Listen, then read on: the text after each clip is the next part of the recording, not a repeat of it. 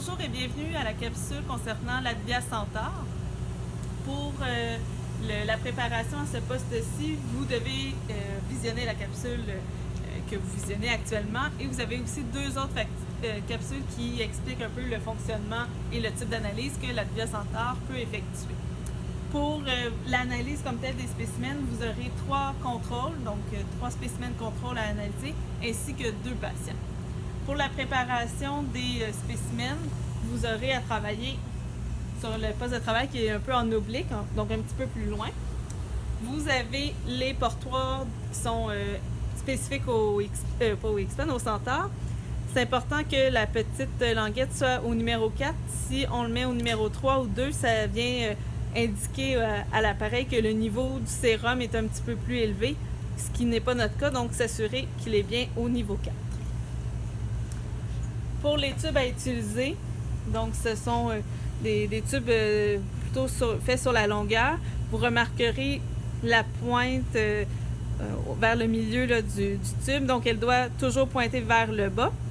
Vous allez mettre votre sérum ici. L'identification, elle ne se fait pas vers le bas, elle se fait vraiment en haut du tube pour faciliter la lecture quand on va insérer le tube dans le portoir. Vous avez aussi à votre disposition des tubes. Des bouchons? Des bouchons. Et ces bouchons-là ne sont pas mis là pour vous, c'est vraiment pour les techniciennes. Donc, vous avez chacun de vos tubes, vous les insérez dans le portoir, mais vous ne mettez jamais de bouchon, sinon ça pourrait briser l'appareil. Ensuite, pour ce qui est de la programmation, donc, tout est indiqué dans votre protocole. Petite précision concernant la calligraphie des contrôles quand vous allez chercher pour les graphiques. Donc, je vais prendre un test au hasard.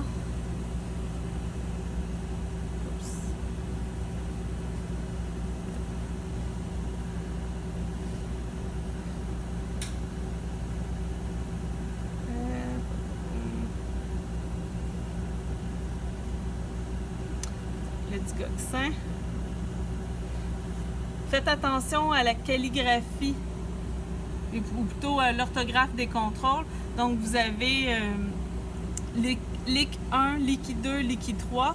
C'est important d'avoir sélectionné les bons noms de contrôle, premièrement la programmation et deuxièmement lorsque vous allez consulter les graphiques Westgard. Et quand vous allez avoir vos résultats, les valeurs cibles ne seront pas imprimées sur les résultats. Donc, vous devez venir consulter chacun des graphiques pour tous les tests et pour tous les niveaux de contrôle et vraiment inscrire sur la feuille des résultats les valeurs cibles qui vont s'afficher à droite du graphique. Pour le rapport, donc pour ce qui est de l'interprétation clinique des deux patients que vous aurez à analyser, on ne vous demande pas de faire une interprétation clinique complète. Vous n'avez pas encore vu la théorie. En fait, elle va être vue en session intensive à la 5e session.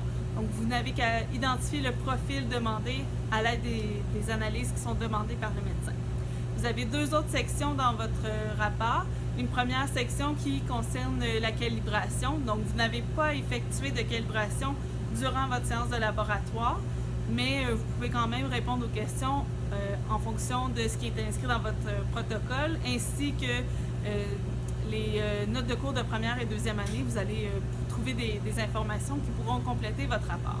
Et dernière chose, on va mettre à votre disposition un portoir où il va y avoir des spécimens ainsi que des requêtes qui sont non conformes. Donc, on vous indique qu'elles sont non conformes, mais vous devez identifier toutes les non-conformités afin de compléter votre rapport.